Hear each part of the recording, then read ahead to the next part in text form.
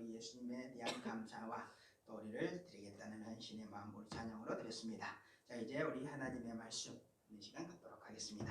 자, 오늘 말씀은 우리 계속해서 사도행전 말씀입니다. 자, 사도행전 13장 계속해서 사도행전 13장 우리 14절부터 오늘 말씀입니다.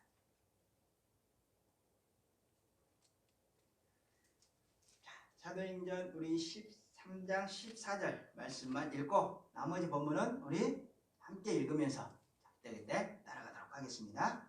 사도행전 13장 14절 우리 신약 209페이지입니다. 그들은 버가에서 더 나아가 비시디아 안디옥에 이르러 안식일에 회당에 들어가 앉으니라. 아멘. 자, 우리 기도하고 말씀 듣겠습니다. 아버지 하나님 감사드립니다. 오늘도 저희들 모으시고 저희들 회복시켜 주시고 또 저희들 마음 가운데 진리의 기둥으로 또 이제 다시 한번 주님의 백성된 온전한 모습을 갖추게 하시니 감사드립니다. 이 시간 주신 말씀 주님의 음성으로 듣고 그 말씀 잘 따라가는 저희들 될 수 있도록 축복하여 주시옵소서. 우리 주님 선하신 은혜가 저희들 한 사람 한 사람을 만져주시기를 간절히 바라오며 거룩하신 예수 그리스도 이름으로 간절히 기도드립니다. 아멘. 자, 우리 지금 사도행전 13장을 따라가고 있습니다. 사도행전 13장. 사도행전 13장을 따라가고 있는데 자, 우리 사도행전의 시작을 어떻게 했는가? 우리 사도행전 시작을 어떻게 했는지 사도행전 1장 3절 한번 볼까요?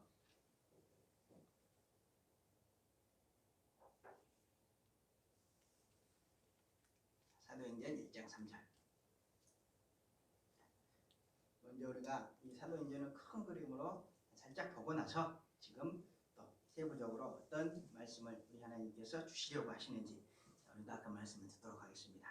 자, 사도행전의 시작은 어떻게 하시냐면 1장 3절에 보면 그가 고난을 받으신 후에 그는 누굽니까? 예수님이죠. 예수님. 그가 고난을 받으신 후에 고난을 받으셨다. 어떤 고난입니까? 십자가 대속 죽으심. 우리를 위한 온 세상을 위한 십자가 대속 죽으심의 고난을 받으신 후에 또한 그들에게 확실한 많은 증거로 친히 살아계심을 나타내사 40일 동안 그들에게 보이시며 하나님 나라의 일을 말씀하시니라. 자, 이렇게 시작합니다. 자, 사도행전의 시작은 어떻게 하냐면 우리 주님 예수님께서 우리를 위해서 십자가 대속 죽으심의 길을 걸어가 주셨다는 겁니다. 그리고 3일 만에 부활하셨다는 거죠. 근데 그 부활이라고 하는 것에 대해서 예수님께서 뭘 하셨다? 확실한 많은 증거로 친히 살아계심을 나타내셨다는 거죠. 그러니까 본인이 죽으시고 3일 만에 부활하셨는데 그 부활하신 것에 대한 증거를 많은 사람들에게 보여주셨다는 겁니다. 자, 거기에서부터 지금 시작합니다. 거기에서부터. 자, 그리고 나서 그렇게 부활하신 예수님께서 40일 동안 뭘 하셨다? 그들에게 보이시며 하나님 나라의 일을 말씀하셨다. 그렇게 부활하신 예수님께서 자신의 부활을 보여주시면서 하나님 나라의 일을 말씀하셨다. 자, 이게 무슨 말씀입니까?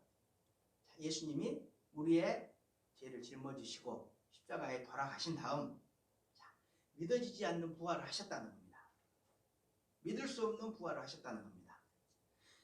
자, 너무나 그 사건이 믿을 수 없기 때문에 많은 사람들한테 보여주셨다는 거죠. 그리고 그 부활을 보여주신 사람들에게 40일 동안 더 믿어지지 않는 하나님 나라, 천국에 대해서 가르치셨다는 겁니다. 하나님 나라의 일. 하나님 나라의 일은 뭐냐면 천국이 있다는 거죠. 천국이 있다는 것. 그리고 천국에 가는 방법도 40일 동안 가르쳐 주셨겠죠.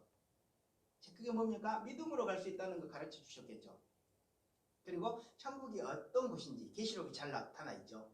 요한계시록에 보면 끝에 보면 자, 이런 것들을 우리 예수님께서 가르쳐 주셨다는 겁니다. 40일 동안. 그리고 사도행전 1장 8절에서 보면 뭐라고 얘기합니까? 내가 사도행전 1장 8절에 보면 오직 성령이 너희에게 임하시면 너희가 권능을 받고 예루살렘과 온 유대와 사마리아와 땅끝까지 이르러 내 증인이 되리라. 그 천국 복음을 지금 예수님의 제자들 그리고 교회를 중심으로 해서 땅끝까지 전파하시겠다. 이 얘기를 지금 하시는 거죠. 하나님 나라의 일에 대해서 가르치시고 천국 복음을 땅끝까지 전파하시겠다. 자, 그리고 나서 무슨 얘기를 하시냐면 11절에 보시면 이르되 갈릴리 사람들아 어찌하여 서서 하늘을 쳐다보느냐. 요 하늘을 쳐다보는 건 뭡니까? 예수님이 이 당시에 40일 동안 하느님 나라의 일을 가르치시고 승천을 하시는 거죠. 제자들 앞에서 승천을 하는 모습을 이렇게 제자들이 보고 있습니다. 그 제자들에게 지금 천사가 나타나서 얘기를 하는 거죠. 갈릴리 사람들아 어찌하여 서서 하늘을 쳐다보느냐. 너희 가운데서 하늘로 올려지신 이 예수는 지금 승천하고 있는 이 예수, 제자들이 지금 보고 있는 그 예수님, 자, 우리 주님 예수님, 그 예수님은 하늘로 가심을 본 그대로 오시리라 하였느니라. 지금 뭘 가르치십니까? 예수님이 다시 오실 것이다. 자, 이걸 지금 가르치신다는 거죠. 그러니까 부활하신 예수님께서 지금 뭘 가르치시냐면 천국에 대해서 가르치시고 그 천국 복음을 땅끝까지 전파해야 된다. 이거에 대해서 가르치시고 그 천국 복음이 땅끝까지 전파가 됐을 때 다시 오실 것이다. 이 말 어디 있냐면 마태복음 24장 14절에 있습니다. 이 천국 복음이 모든 민족에게 전파되면 그제야 끝이 오리라. 마태복음 24장의 그 말이 분명히 예수님이 하신 말씀이라고 딱 기억이 돼 있죠. 그때 예수님께서 다시 오신다. 그러니까 요 세 가지를 가르치셨다는 겁니다. 그러니까 제자들은 지금 어떤 상태입니까? 제자들은 어떤 상태? 제자들은 예수님의 죽으심도 직접 목격했죠. 그리고 예수님의 부활도 직접 목격했죠. 부활하신 예수님께서 천국이 있다는 거 말씀하시는 것도 직접 들었죠. 그리고 너희들이 가서 천국 복음을 전파해야 된다. 이걸 직접 들었단 말이죠. 그리고 예수님이 그 말씀을 마치시고 승천하시는 것도 직접 봅니다. 그 승천하시는 장면을 직접 보는데 예수님께서 그대로 다시 오시겠다. 재림 약속을 주셨단 말이죠. 제자들의 마음이 어떻겠습니까? 지금 우리가 그 자리에 서 있다 그러면 어떻겠습니까?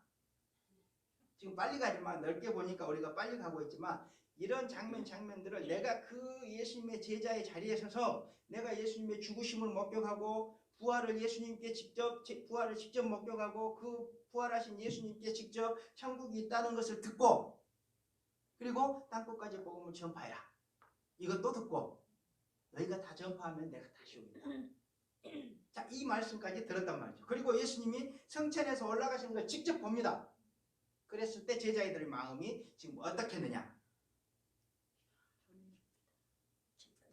기쁘고 전해야 되겠다는 생각에 마음이 오르겠죠. 열정이 불타오르겠죠.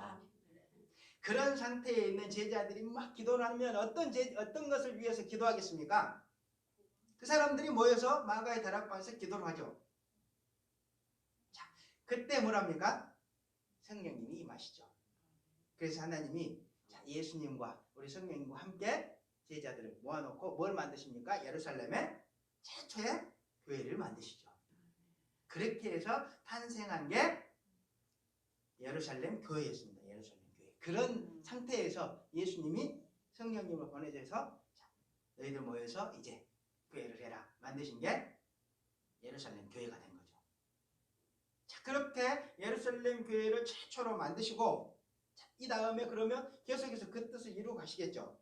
그 다음에 예루살렘에서 많은 일들이 일어나고 그런 일들을 틈타서 뭐랍니까? 예루살렘을 넘어서 유대에 복음이 전해지죠. 예루살렘 넘어서 유대를 넘어서 사마리아. 우리로 얘기하면 서울에 복음이 전파되고 그 다음에 남한이 전파되고 그 다음에 북한이 전파가 됐다는 얘기입니다. 그럼 이제 어디가 남았습니까? 땅끝이 남았죠. 땅끝. 그 땅끝까지 이제 이방인들이 남았죠. 이방인들. 다른 민족 사람들이 남았는데 자, 예루살렘과 유대와 사마리아까지 복음을 전한 다음에 이제 어디에 복음을 전하십니까? 안디옥 교회에 복음을 전하죠. 안디옥 교회. 안디옥 교회는 유대인들이 복음을 전하지만 대부분의 성도는 누굽니까? 안디옥 지역에 살고 있는 이방인이죠. 이방인 중심이죠. 어차피 지도를 그려야 되니까. 자, 지금까지 이제 내용은 이제 이건 거죠. 자, 여기가 이제 갈릴리 바다고 여기가 이제 사해가 있으면 예루살렘이 뭐 이제 이 정도에 있다고 하면 최초에 여기에 이제 예루살렘 교회가 생겨나죠. 예루살렘 교회가 이제 여기가 생겨납니다. 예루살렘 교회. 자, 예루살렘 교회. 우리가 교회 이제 뭐 교회 별로 중요하게 생각하지 않는데 하나님의 계획은 이 교회를 통해서 예수님의 제자들의 모임인 교회를 통해서 땅끝까지 복음을 전파하시는 게 목적 중에 하나죠. 그러니까 교회를 상당히 우리가 하나님이 주신 우리의 공동체라고 잘 인식을 해야 됩니다. 그래서 예루살렘에 최초의 교회를 세우고 자, 그 다음에 어디로 갑니까? 예루살렘 남쪽에 있는 유대. 그 다음에 북쪽에 있는 사마리아. 그 다음에 안디옥이 있는데 여기 안디옥은 이 정도 있습니다. 안디옥. 그러니까 여기까지는 이스라엘 민족이고 여기가 넘어가면 이제 이방인들이죠. 이방인들. 우리 같은 이방인들. 이스라엘 사람들이 아닌 유대인들이 아닌 이방인들. 전혀 다른 사람들한테 이제 복음이 전해지는 거죠. 사도행전 1장 8절에서 예수님이 말씀하셨던 그런 장면이 계속해서 이제 성취가 되는 겁니다. 지금 땅끝까지 복음을 전파하겠다. 자, 이런 말씀이 이제 성취가 되는 과정입니다. 그렇게 해서 이제 안디옥 교회에 세우죠. 안디옥 교회를 세우는데 여기 중심 인물이 누굽니까? 바나바죠. 바나바가 누구를 데려갑니까? 여기에 사울을 데려가죠. 사울. 근데 이제 사울은 지금부터 사울이라고 안 불리고 뭐라고 불립니까? 바울이라고 불리죠. 바울이라고. 그래서 이제 안디옥 교회를 이방인 교회 안디옥 교회를 세우시고 안디옥 교회가 이제 성장을 쭉 하고 어느 정도 안정이 됩니다. 선지자들도 이제 생겨나고 또 교사들도 생겨나고 그래서 이제 안디옥 교회가 안정이 되니까 하나님께서 이 두 사람을 빼죠. 이제 바나바와 바울을 이제 안디옥 교회에서 빼내시죠. 그래서 이방인을 위한 진짜 땅끝까지 복음을 위한 선교사로 파송을 합니다. 지금까지 내용이 사실 이 내용이었습니다. 12절까지 내용이 크게 보면 이 내용이었습니다. 그래서 자, 이 바나바와 바울이 지금 선교사로 파송이 되는데 자, 파송이 돼서 이제 지난 시간까지 뭐랍니까? 이제 이동을 하죠. 안디옥 교회에서 나와서 이동을 하죠. 그 다음에 최초로 이제 안디옥 교회에서 어디로 가냐면 여기 이 지역에 실루기아라고 하는 지역으로 내려갑니다. 한 5, 6km 떨어졌다고 그러는데 안디옥하고 실루기아라고 하는 지역 그 항구로 내려가죠. 어디로 가기 위해서 요 구브로라고 하는 섬 여기 이제 바다입니다. 바다. 구브로라고 하는 섬. 자, 구브로라고 하는 섬으로 가기 위해서 이제 실루기아로 내려가는데 자, 여기 실루기아에서 배를 타고 어디로 갑니까? 쭉 구브로에 있는 살라미라고 하는 도시로 갑니다. 살라미. 여기서도 이제 처음에는 가서 뭘 하냐면 그냥 그 안식일에 회당에 가서 예배 드리는 정도로 이제 몸을 추스립니다. 그러다가 어디로 가냐면 이제 여기서부터 한 180km 떨어진 바보라고 하는 지역으로 가죠. 바보. 이제 살라미. 바보. 이름이 좀 특이하죠. 자, 바보로 가서 이제 누구한테 복음을 전하냐면 이 지역 총독 서기오 바울이라고 하는 사람한테 이제 복음을 전하죠. 자, 서기오 바울이 그 유대인 박수무당이 막 반대를 하는데도 그걸 뚫고 하나님 말씀을 믿습니다. 그러니까 이 선교의 최초의 열매가 누구냐 하면 로마 총독입니다. 총독. 선교 바울이 최초의 이제 전도가 되죠. 자, 그리고 여기서 뭘 하냐면 전도만 해서 끝나는 게 아니고 그 다음에 이제 말씀을 가르쳐 주죠. 그래서 이제 이 선교의 모델을 가르쳐 주는 겁니다. 지금 성경이 자 너희들 땅끝까지 가서 복음을 전하는데 어떻게 전하느냐? 자 예수님을 전하되 예수님을 전하되 이 사람이 믿었으면 그 다음에 이제 말씀을 가르치라는 거죠. 자, 그래서 이제 그런 복음의 모델을 보여줍니다. 그래서 이 사람이 아주 지혜롭게도 예수님을 믿고 또 하나님 말씀을 이제 받아들이죠. 계속해서 이제 가르침을 받죠. 그러고 나서 이제 어디로 가냐면 여기에서 어디로 가냐면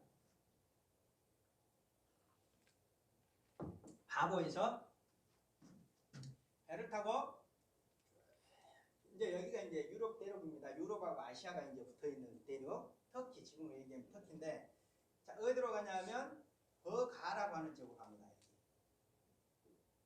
버가 여기 한 300km 된다고 그랬죠. 300km. 여기는 25km, 여기는 90km,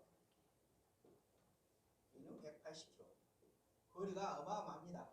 걸어서 다닐 때고 아주 나룻배 타고 다닐 때인데 300km 배를 타고 여행을 하면 얼마나 힘들겠습니까? 이렇게 자 바보에서 일을 마치고 버가라는 지역으로 이제 올라갑니다. 버가. 근데 여기서 이제 또 한 가지 문제가 생기죠. 뭐가 어떤 문제가 생깁니까?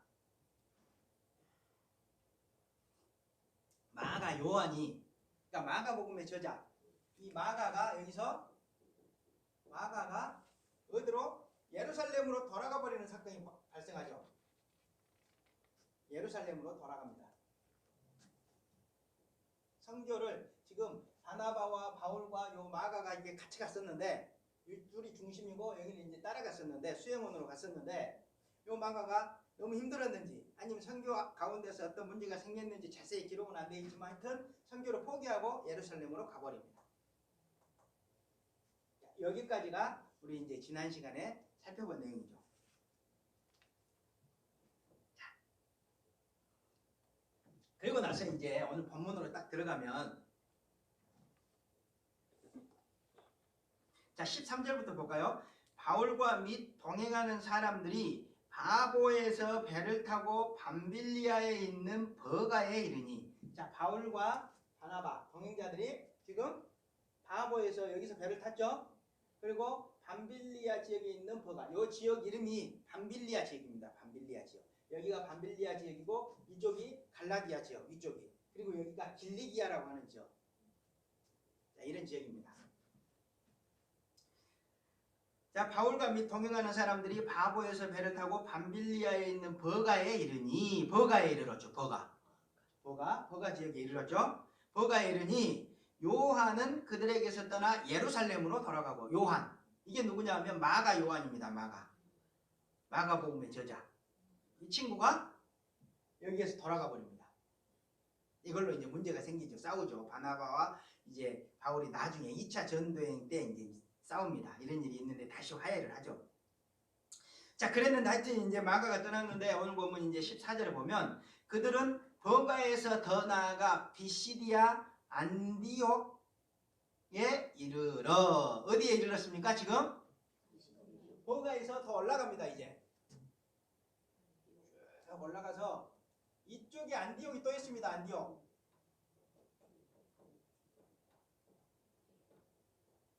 비시디아 안디옥 이쪽에 안디옥이 또 있습니다.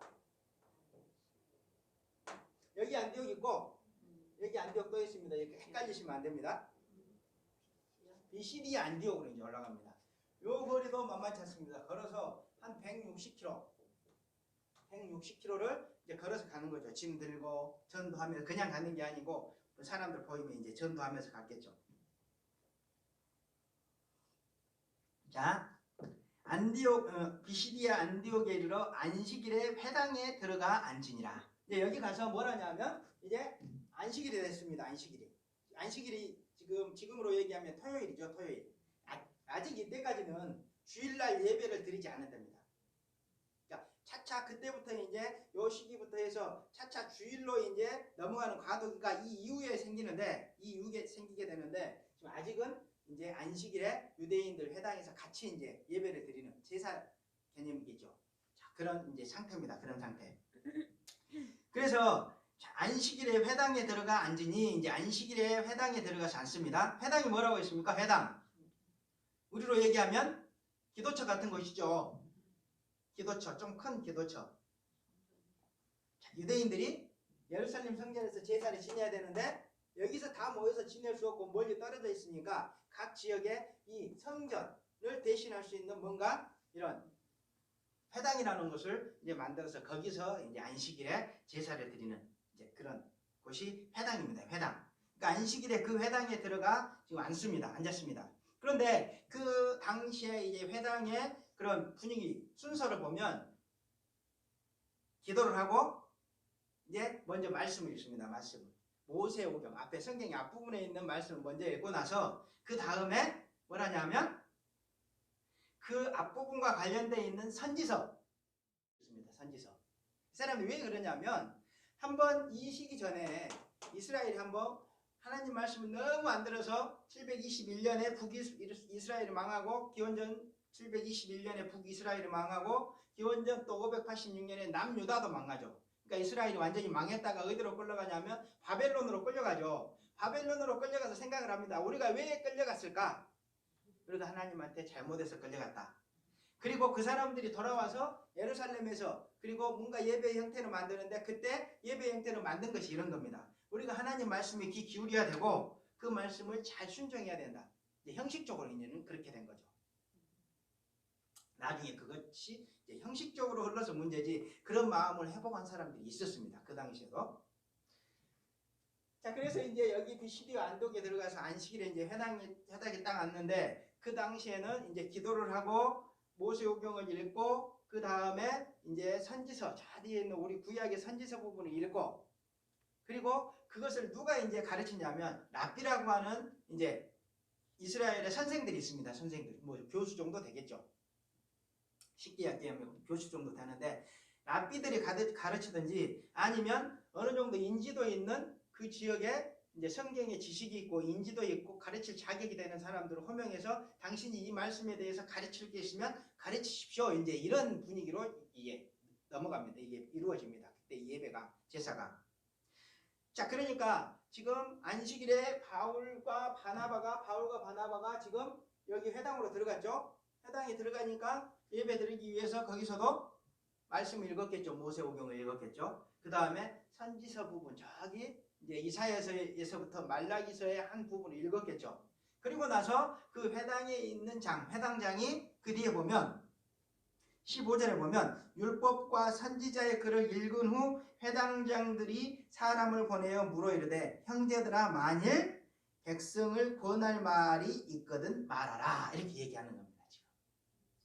그러니까 회당장들이 바울과 바나바를 알아보고 형제들아 그래도 뭡니까? 호의적이죠. 호의적. 이 당시까지는 이 지역에 있는 사람들은 이제 그 바울과 바나바 그런 선교 여행을 하고 복음을 전하는데 상당히 호의적이었습니다. 그리고 이 사람들이 지금 바울과 바나바에 대해서 어느 정도 인식을 하고 있었다는 거죠. 바나바는 지금 어떤 사람입니까? 레위족이죠. 레위족. 그러니까 자격으로는 말씀을 가르칠 수 있는 자격이 있는 사람입니다. 바나바. 그리고 바울은 누구냐 하면 바울은 누구라고 했습니까? 그 당시에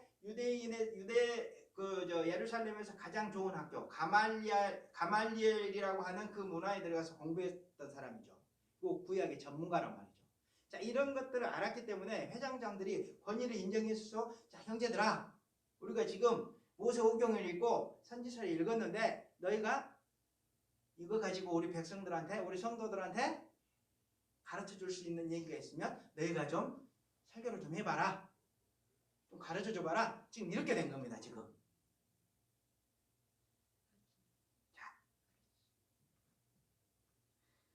자, 그러자 이제 누가 나서냐면 우리 지난 시간부터 이제 처음에는 바나바가 이제 앞장서서 했는데 지금 지난 시간부터는 참 누가 앞장서냐면 바울이 앞장서죠. 이제.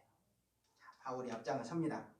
그래서 자 이제 그렇게 권하자 16절에 보면 바울이 일어나 손짓하며 말하되 바울이 일어나죠. 그러면서 바울이 일어나서 이렇게 손짓하면서 얘기를 하죠. 자, 누구한테? 이스라엘 사람들 누굽니까? 유대인들이죠. 유대인들.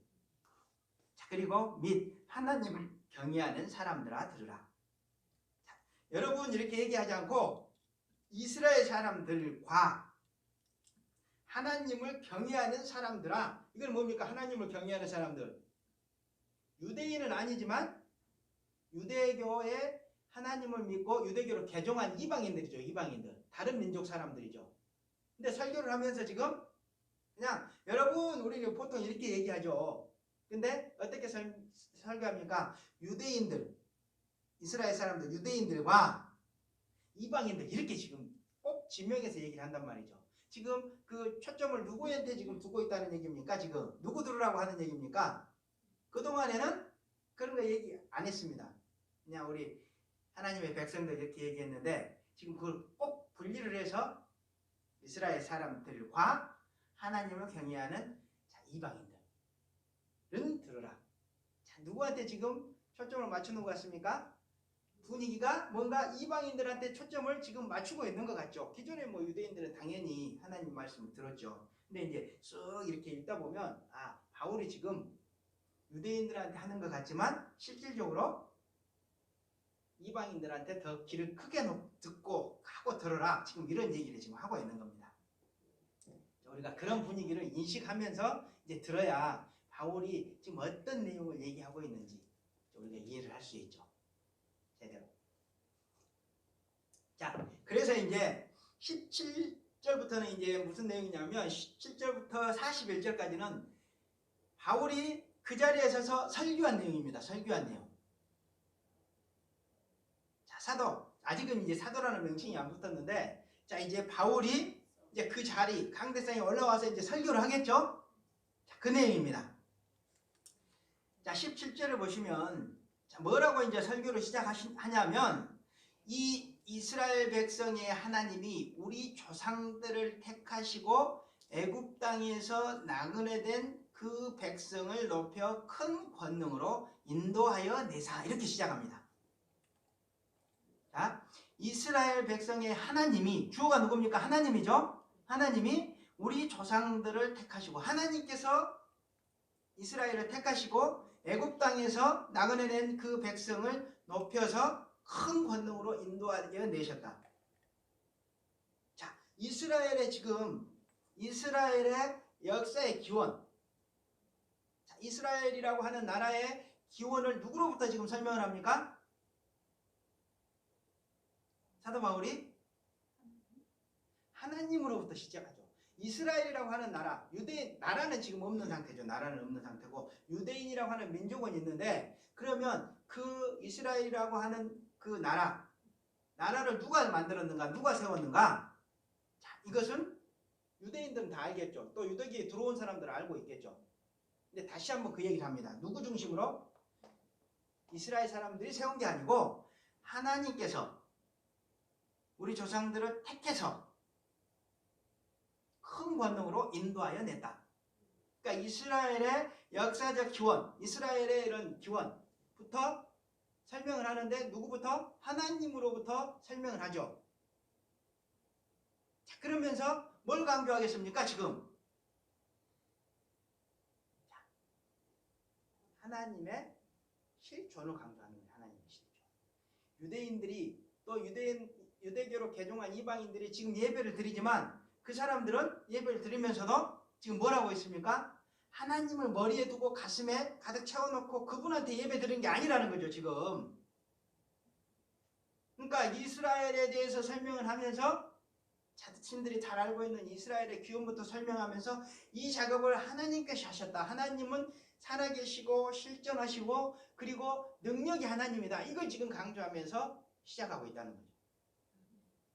우리도 이 설교하고 예배 드릴 때 뭐부터 시작을 해야 됩니까? 항상 하나님부터 시작을 해야 된다. 그러니까 항상 찬송 드리고 찬송할 때 하나님 찬송, 하나님 아버지 찬송하고 또 우리 예수님의 은혜 우리가 찬송할 때 우리가 뭘 회복해야 되냐면 살아계신 하나님을 우리가 회복을 해야 된다. 기도할 때도 마찬가지입니다. 그냥 막 기도부터 하는 게 아니고 내 마음에 하나님을 먼저 그리고 모셔놓고 내가 그 앞으로 나가서 기도를 하는 거죠. 그게 기도죠. 그게 기도. 그게 예배죠. 하나님을 한 번 생각지도 않고 찬송의 가사만 따라가고 앉았다 가면 그게 예배입니까? 아닙니까? 그 얘기하는 겁니다. 지금. 너희가 지금 유대교 해당에서 지금 제사를 드리는데 이 유대 유대인들, 이 유대교의 이 근원, 이스라엘은 하나님께서 만드신 거다. 너희가 예배를 시작하며 제사를 시작하며 그 하나님의 실존을 먼저 회복해야 되는 거예요. 회복해야 되는 거예요. 그리고 그 하나님을 바라보며 능력의 하나님 앞에 경외의 마음을 가지고 앉아야 된다는 거죠. 그 얘기를 지금 그렇게 시작을 합니다. 지금. 그리고 이제 18절에 보면 광야에서 40년간 그들의 소행을 참으시고, 자, 하나님이 그렇게 이스라엘을 지금 만드셨습니다. 끄집어 출애굽 구원을 시키셨습니다. 자, 그런데 그들의 모습은 지금 어떻습니까? 광야에서 40년간 그들의 소행을 참으셨다. 하나님이 그들의 소행을 참으셨다. 40년간이나. 근데 그들의 소행은, 하나님에 대한 소행은 어땠다는 겁니까? 불순종이고 하나님을 마음에 채워놓고 살지 않았다는 거죠. 40년간이나. 이스라엘은 시작부터 어쨌다는 겁니까? 하나님 앞에 불순종으로 시작을 했다는 겁니다. 계속해서. 자, 그리고 이제 19절에 보시면 가나안 땅 7족속을 멸하사 그 땅을 기업으로 주시기까지 약 450년간이라 이렇게 얘기하죠. 그러니까 지금 가나안 땅 7족속을 멸하사 그 땅을 기업으로 주셨다는 거죠. 그 땅은. 가나안 땅을 애굽에서 종살이하던 이스라엘 민족을 끄집어내서 그렇게 불순종함에도 불구하고 가나안 땅, 약속의 땅, 하나님께서 이미 약속하셨기 때문에 그 땅을 주셨다는 겁니다. 자, 뭐 얘기합니까 지금? 불순종하는 이스라엘과 그럼에도 하나님께서 그들을 사랑하시고 또 그들에게 약속의 땅을 주시는 하나님의 사랑을 지금 얘기하고 있는 거죠. 자,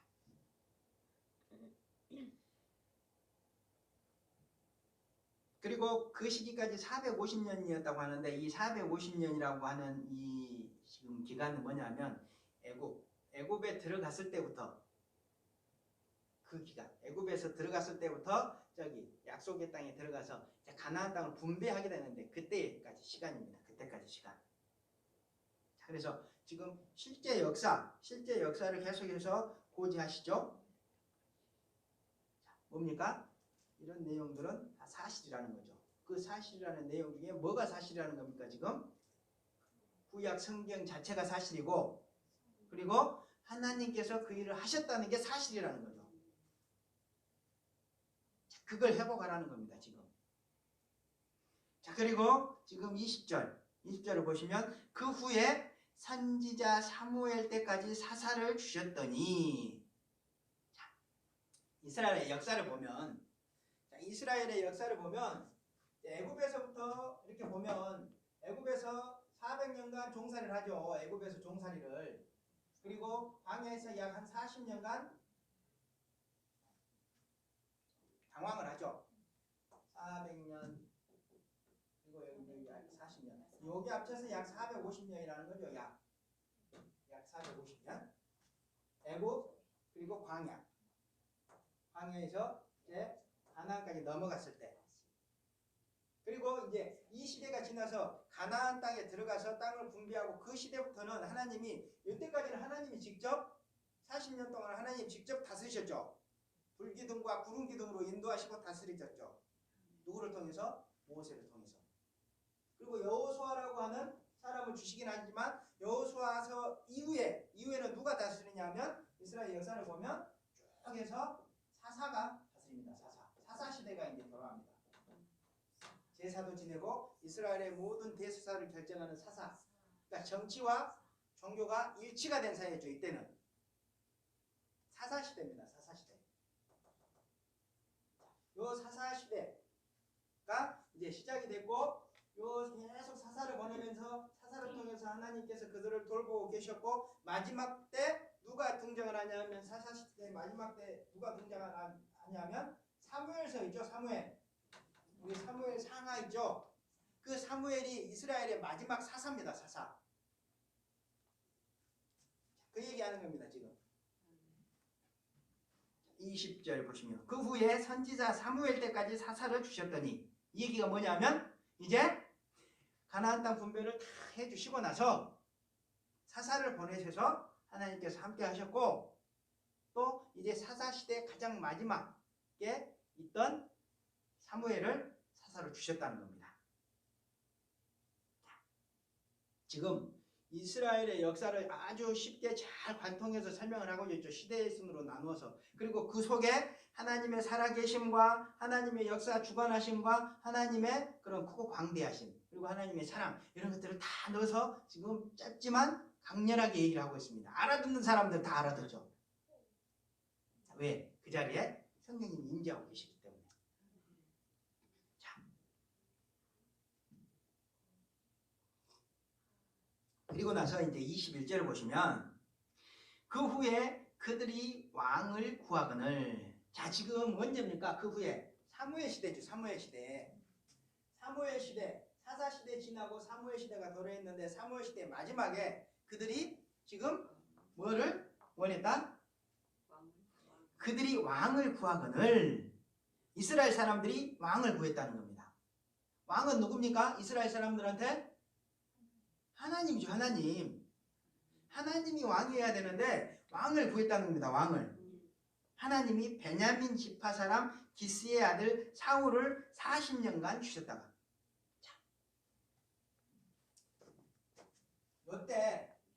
자, 요때가 지나고 이제 사람들이 왕을 요구합니다. 왕.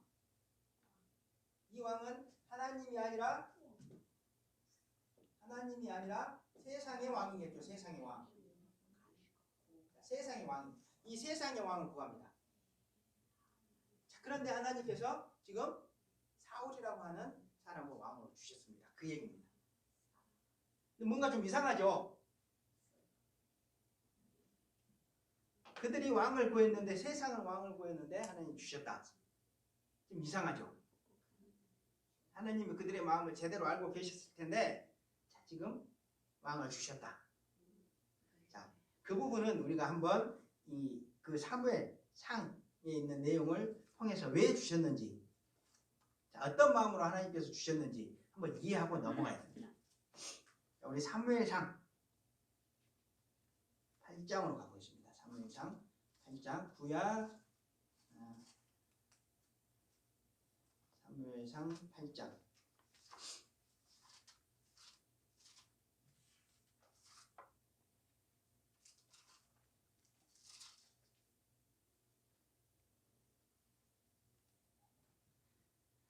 자, 사무엘상 8장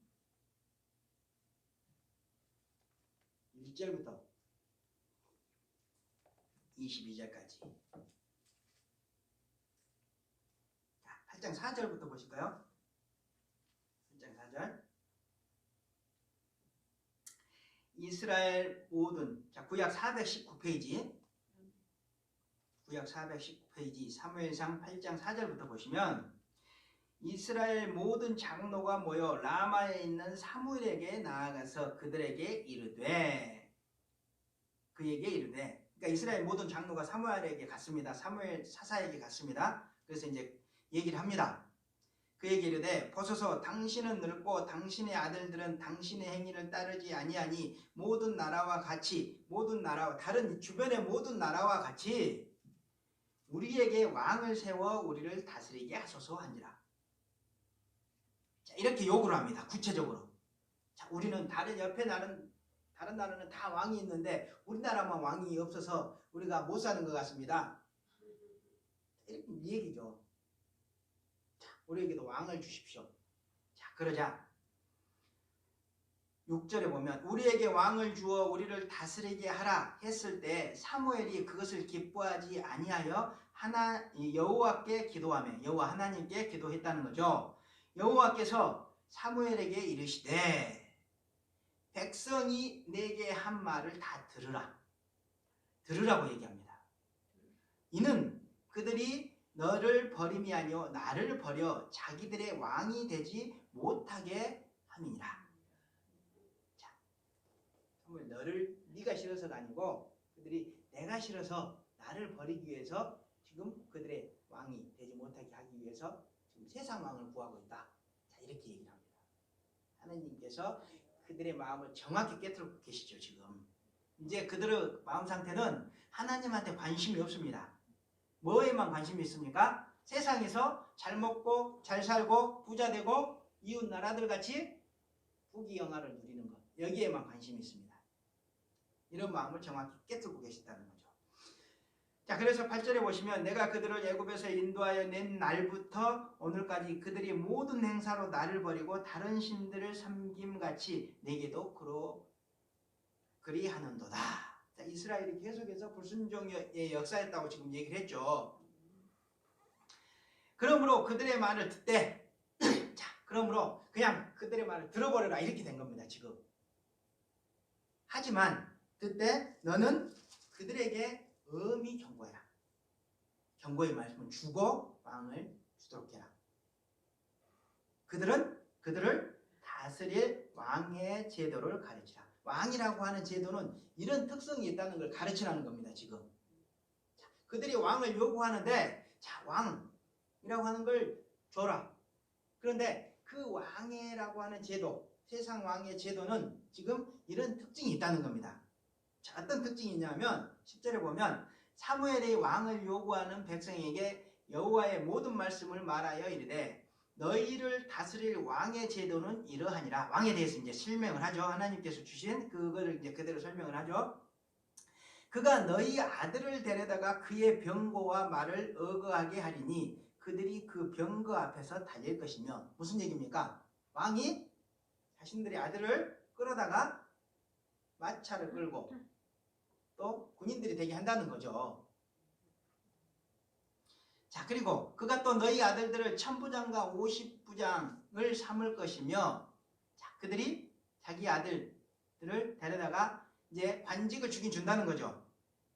근데 자기 밭을 갈게 하고 자기 추수를 하게 할 것이며, 왕 자기 밭을 갈게 하고 그런 벼슬을 주는 것은 자기 이익을 위해서, 왕의 자기 이익을 위해서 하는 거라는 얘기입니다. 자기 밭을 갈게 하고 자기 추수를 하게 할 것이며 자기 무기와 병거의 장비도 만들게 할 것이며. 그 순전히 그 왕을 위한 거라는 거죠. 그가 또 너희 딸을 데려다가 향로 만드는 자와 요리하는 자와 떡 굽는 자로 삼을 것이며, 딸도 잡아다가 일을 시킨다는 거죠. 그가 또 너희 밭과 포도원과 감람원에서 제일 좋은 것을 가져다가 자기의 신하들에게 줄 것이며, 그가 또 너희 곡식과 포도원 소잔의 11조를 거두어 자기의 관리와 신하에게 줄 것이며, 그가 또 너희의 노비와 가장 아름다운 소년과 나귀들을 끌어다가 자기 일을 시킬 것이며, 너희의 양떼의 10분의 1을 거두어 가리니 너희가 그의 종이 될 것입니다. 결국 그런 모든 행위들은 그들을 왕의 종으로, 백성이라고 말은 하지만 종으로 삼기 위해서 그렇게 하는 거라는 얘기입니다. 그렇게 종으로 전락된다는 거죠. 그날에 너희가 택한 왕으로 말미암아 부르짖되 그날에 여호와께서 너희에게 응답하지 아니하시리라 하니. 엄청나게 이제 힘든 일들이 그런 자기들한테 일어나서 하나님 찾지만 하나님은 이미 그때는 마음이 돌아서서 응답하지 않으신다는 겁니다. 자, 백성이 사무엘의 말 듣기를 거절하. 그래도 백성들이 어떻게 합니까? 사무엘 말 듣기를 거절하죠. 아이, 그렇지 않다는 거죠. 자기들 생각이 절대로 안 변합니다. 왕이 좋아 보입니다. 백성이 사무엘의 말 듣기를 거절하여 이르되 아니로소이다. 우리도 우리 왕이 있어야 하리니. 이런 설명을 듣고도 왕을 지금 구하죠. 아니니 우리도 다른 나라들 같이 되어 우리의 왕이 우리를 다스리며 우리 앞에 나가서 우리의 싸움을 싸워야 할 것이니라 하는지라. 지금 백성들은 아니다. 우리가 종이 되는 게 아니고 그가 우리를 위해서 싸워줄 것이다. 이렇게 얘기하고 있죠. 지금 백성들이. 하나님 안 싸워주셨습니까? 광야에서 40년 동안 안 지켜주셨습니까? 지금까지 그 조그만 이스라엘 나라가 여기까지 오는 동안 안 지켜주셨습니까? 근데 하나님은 잊어먹고 세상 왕이 자기를 그렇게 해줄 것이다. 이렇게 지금 생각하고 있는 거죠. 사무엘이 백성의 말을 다 듣고 여호와께 아뢰매 여호와께서 사무엘에게 이르시되 그들의 말을 들어 왕을 세우라 하시니 사무엘이 이스라엘 사람들에게 이르되 너희는 각기 성읍으로 돌아가라 하니라. 자, 알았다. 자, 그렇게 해서 왕이 지금 왕의 제도로 인정을 하시는 겁니다. 하나님께서. 자, 이 내용 지금 어떤 내용입니까? 이 상황은 하나님께서 왕을 요구하는 그런 생각이 어떤 마음이셨다는 겁니까? 부정적인 마음이셨다는 거죠. 그렇지만 이스라엘의 요구를 들어주셨다는 겁니다. 그런 내용은 너무나 잘 알고 계셨지만 이스라엘이 요구를 너무 하니까 그냥 들어주셨다는 겁니다.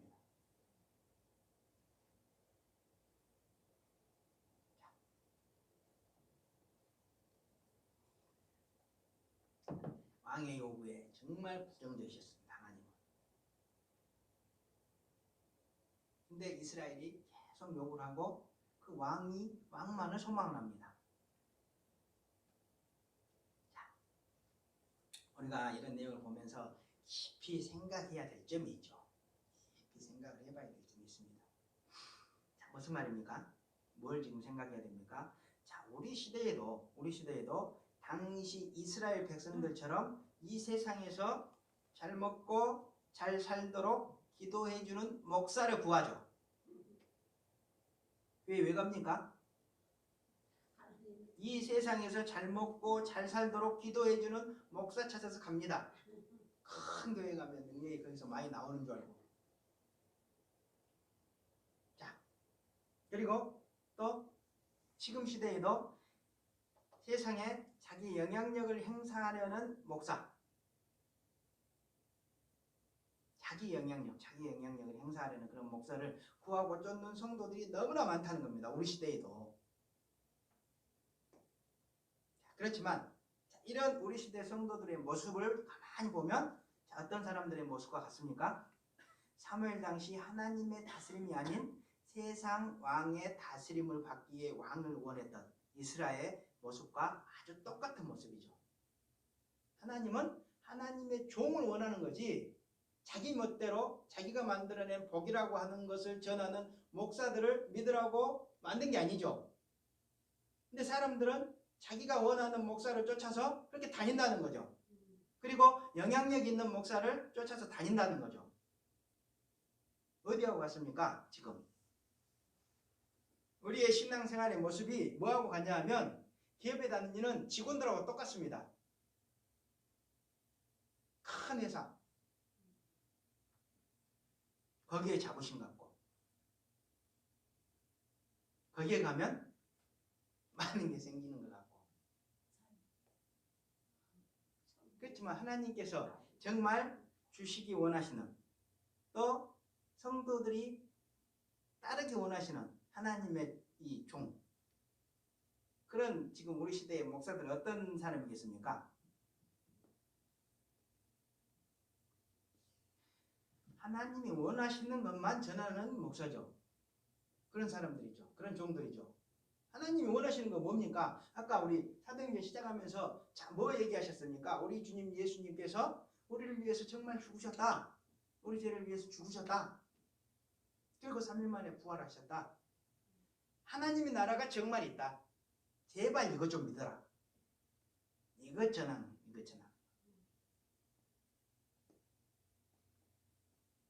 그리고 세상에 막 영향력을 미치려고 하는 게 아니고 어떻게 하면 우리 교회가 깨끗하게 아름다운 모습으로 하나님의 가장 선한 모습, 우리 예수님의 가장 선한 모습을 세상에 나타내 보여줄까? 이런 것들을 전하기 위해서, 나타내 보여주기 위해서 노력하는 종들. 이런 것들을 찾아야 되는데 그렇지 않다는 거죠. 그렇지 않다는 거. 자, 오늘날 성도는 이 대부분의 성도들. 자, 어떻습니까? 그런 성경의 음성, 하나님의 음성은 귀를 막아버리죠. 닫아버리죠. 그리고 구약의 이스라엘 사람들처럼 이 세상의 왕 같은 목사를 쫓고 있는 것이 현실이라는 겁니다. 돈 벌러 잘 먹고 잘 살고 나를 위해서 내가 잘 살도록 기도해 주는 목사. 자, 우리가 정말 하나님을 잘 믿고 우리가 예수님의 십자가의 대속 죽으심과 부활을 잘 믿으면 그 다음 일은 하나님께서 다 알아서 해주십니다. 정말 주님 안에 내가 딱 서서 제대로 우리 하나님을 바라보고 하나님과 조목조목 대화하면서 기도하면서 그런 삶을 살아가면 우리 하나님께서 고난을 주실 때도 있지만 그 고난을 통해서 우리에게 말씀하시는 그런 상황들 다 인도해 주시면서 한 걸음 한 걸음 걸어나가게 해주십니다. 성경에서 뭐라고 얘기합니까? 마태복음에서 먼저 그의 나라와 의를 구하라. 그리하면 너에게 필요한 모든 것들을 줄 것이다.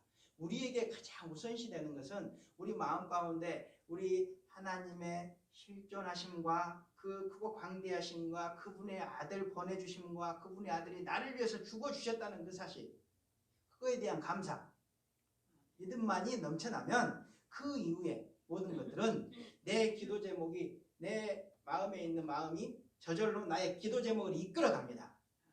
그런 단계 없이 그냥 내 생각과 세상이 원하는 그런 생각, 가치관에 발 맞추면서 그런 사람들이 다니는 곳에 다니다 보면 내가 성도인지 큰 거에 큰 그 회사의 직원인지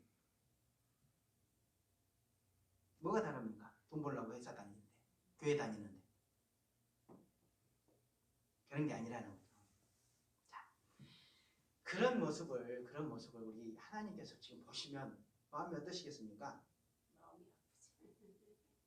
하나님은 우리를 위해서 그런 모습으로 살지 말라고 우리를 위해서 자기 아들까지 보내주셨는데 우리는 그거 안다고 하면서 쳐다보지도 않고 바라보지도 않고 그걸 위해서 감사 기도하지도 않고 다른 것만 보면서 쫓아다니면서 살아가고 있습니다. 하나님이 뭐라고 하시겠습니까?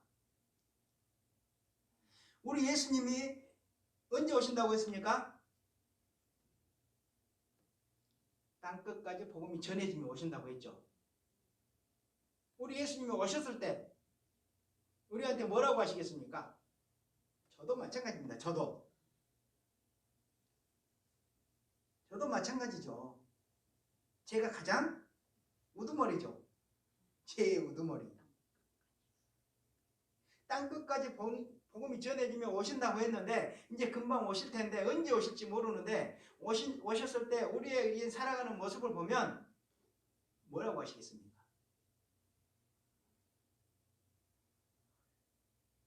지금 가만히 보면 우리의 모습들이 이 당시에 구약 당시에 이스라엘이 왕을 요구했던 그 모습과 똑같다는 겁니다. 다른 게 하나도 없습니다. 지금.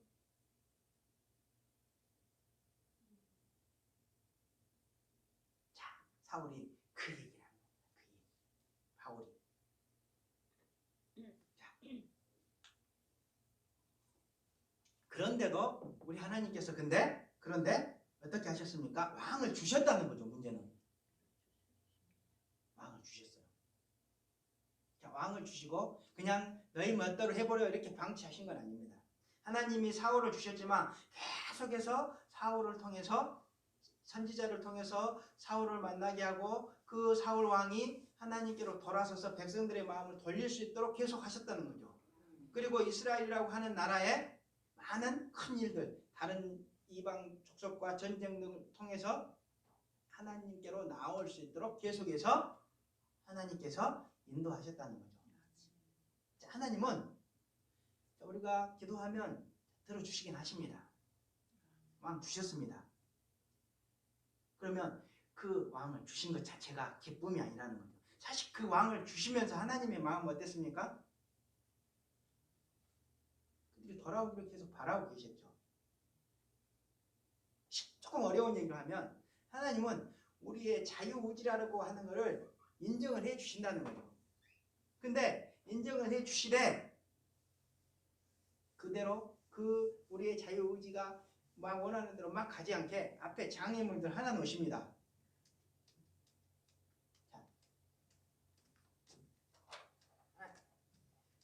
자, 하나님이 원하시는 건 이곳이고 내가 원하는 건 여기 있습니다. 여기.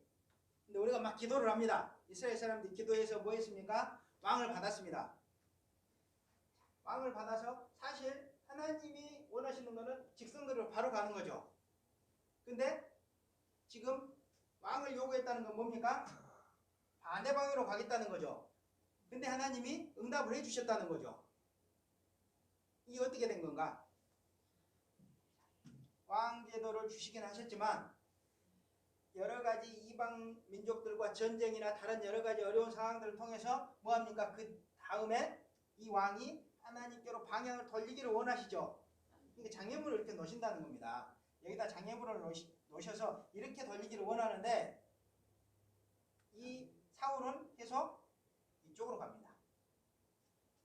그러면 또 어떻게 하시겠습니까? 여기다 장애물을 또 탁 놓으시겠죠. 그러면 그때 또 이렇게 가면 되는데, 이렇게 해서 이쪽으로 가면 되는데 이 어리석은 사울왕은 또 이렇게 갑니다. 우리 모습이 이렇다는 겁니다. 이렇다는 거. 내 기도 응답이 100% 내가 나아갈 길이기 때문에 주시진 않는다는 겁니다. 그게 아니어도 하나님은 주십니다. 그렇지만 그 다음에 하나님이 내 걸어가는 길에 뭔가 장애물을 놓으셨을 때는 하나님께 마음을 돌리고 하나님께로 더 나아가면 됩니다. 근데 이걸 주셨다고 생각하고 내가 잘해서 준 거니까 계속 이거 가지고 나는 먹고 살 거야. 더 좋게. 더 내가 원하는 길로 갈 거야. 그리고 반대 방향으로 계속 가면 그 다음 결과는 어떻게 되겠습니까? 그 다음 결과는 22절에 나오죠. 22절. 오늘 본문 22절. 자, 22절에 보면 패하시고 이렇게 나오죠. 패하시고. 결국 계속해서 반대 방향으로 가시면 기도 응답이 하나님이 원하는 건 아니다고 하더라도 하나님께서 때로는 응답해 주실 때가 있는데 그거는 하나님께서 그 다음에 계속 어떤 상황을 통해서 하나님께서 돌리기 위한 작업인데 이 어리석은 사람들이 계속해서 모르고 자기가 원하는 길로 반대 방향으로 갑니다. 하나님이 아니고 반대 방향으로. 그랬을 때 하나님께서는 어떻게 하신다는 겁니까? 패하신다는 거죠. 패하신다는 거. 그 사람은 패하신다는 거죠. 자, 패하시고 그 다음에 뭘 하셨습니까? 다윗을 왕으로 세우시고 증언하여 이르시되 내가 이새의 아들 다윗을 만나니 내 마음에 맞는 사람이라 내 뜻을 다 이루리라 하시더니 그 사울 왕을 패하시고 이제 왕을 주시는데 누구 왕으로 주십니까? 하나님 마음에 합한 다윗 왕을 그 자리에 놓아두셨다는 거죠. 자, 무슨 의미입니까? 자, 하나님께서는 자기 뜻에 지속적으로 불순종하는 자를 결국 패하신다는 겁니다. 패하신다. 그리고 자기 말씀에 순종하는 그리고 자기 마음에 합한 사람을 그 자리에 대신 세우신다는 거죠.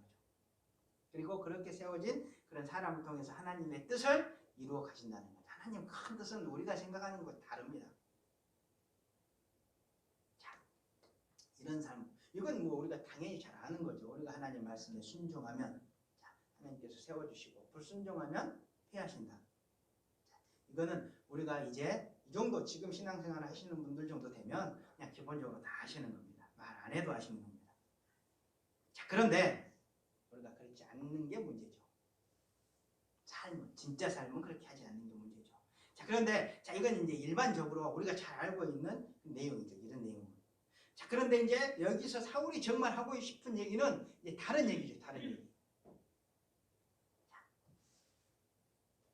자, 다음 구절에 보면 23절에 보시면 자, 하나님이 약속하신 대로 이 사람의 후손에서 이스라엘을 위하여 구주를 세우셨으니 곧 예수라. 자, 하나님이 약속하신 대로 이 사람의 후손 다윗의 후손에서 이스라엘을 위하여 구주를 세우셨으니 곧 예수라. 지금 23절에서 이렇게 얘기합니다. 자, 이것을 22절과 23절을 잘 연결해서 이제 생각을 해보면 자, 22절에서 말했던 다윗을 통해 이루시겠다는 하나님의 뜻이 있었죠. 자, 22절 보십시오. 내가 이새의 아들 다윗을 만나니 내 마음에 맞는 사람이라 내 뜻을 다 이루리라. 다윗을 통해서 하나님께서 하나님의 뜻을 다 이루겠다고 말씀하셨습니다. 22절에서. 자, 그리고 23절에 보면 하나님이 약속하신 대로 뭔가 약속을 주셨다는 거죠. 그러니까 지금 그런데 하나님의 뜻과 하나님의 약속이라고 하는 것의 내용이 이제 같은 거죠. 근데 그거는 궁극적으로 뭐냐면 그 다음 구절에 나오는 이 사람 다윗의 후손에서 이스라엘을 위하여 구주를 세우셨으니 곧 예수라. 진짜 하나님의 뜻과 하나님의 약속은 어떤 거라는 얘기입니까? 지금 성경이 강조하는 내용은 예수님께서는 하나님의 뜻과 약속대로 오신 다윗의 후손 구세주라는 거예요. 구세주. 이 얘기를 하기 위해서 지금 이런 얘기를 쭉 이끌고 왔던 거죠. 자, 우리가 다시 한번 이제 여기까지 정리를 해보면 지금 바울이 설교를 하고 있는데 이 설교의 지금 내용을 잘 정리를 해보면 자, 이스라엘은 그 시작점에서부터 하나님 앞에 불순종의 태도로 시작을 했다는 겁니다. 자, 그리고 그런 태도로 쭉 일관적으로 하나님께 불순종했다는 겁니다. 그리고 마지막까지 사무엘 시대 그 마지막까지 하나님 대신 왕을 요구하는 모습을 보였다는 거죠. 그럼에도 불구하고 하나님께서 그들의 요구대로 사울을 왕으로 주시기는 하셨지만 40년 동안 사울이 왕으로 있던 그 40년 동안 계속해서 그들이 하나님께로 돌이키기를 간절히 바라고 계셨다는 거죠. 하지만 그들은 어땠습니까? 40년 동안 그들의 마음을 하나님께로 돌이키지 않고 계속해서 세상을 쫓았던 거죠. 그랬기 때문에 하나님은 결국 사울을 왕위에서 폐하시고 그 자리에 하나님 마음에 합한 다윗 왕을 세우시고 그를 통해 집권적으로 이스라엘을 구원할 구주 우리 예수님을 세우셨다는 거예요. 예비하셨다는 겁니다. 예비하셨다는 거예요.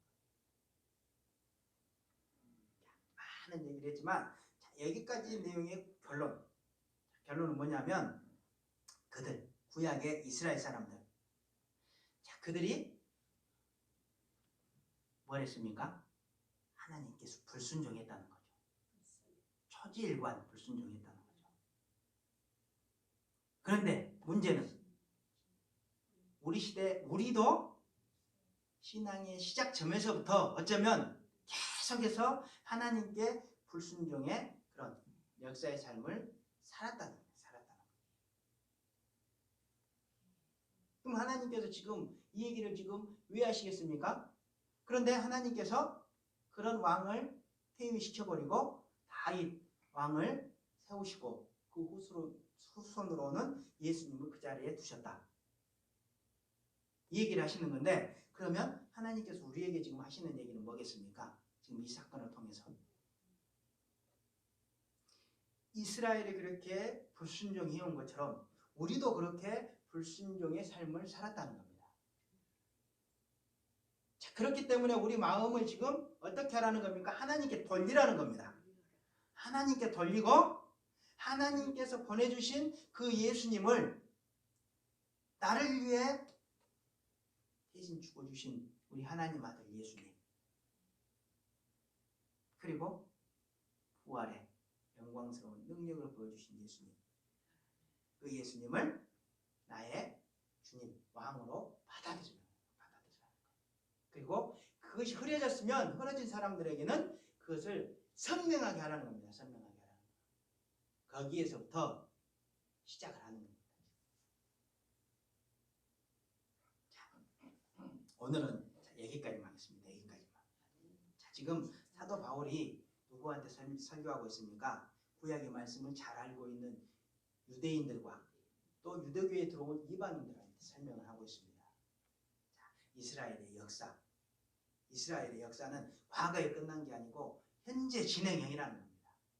그들의 삶은 지금 너희들의 삶이라는 겁니다. 그렇지만 이 말씀을 듣고 있는 우리들에게도 이 말씀이 공통적으로 적용이 된다는 거죠. 우리 또한 그렇게 살면 안 된다는 거죠. 그래서 그래서 오늘 말씀을 잘 듣고 이제는 정말 우리 마음 가운데 흐려져 있던 하나님을 정말 선명하게 하시고 살아계신 하나님을 선명하게 하시고 우리의 모든 관심의 초점을 하나님께로 모으시고 나를 위해 죽어주신 우리 예수님 그리고 부활하신 우리 예수님 그분이 말씀하시는 하나님의 나라 거기에 초점을 맞추시는 그런 성도님들 또 하나님의 자녀들 되시기 바랍니다.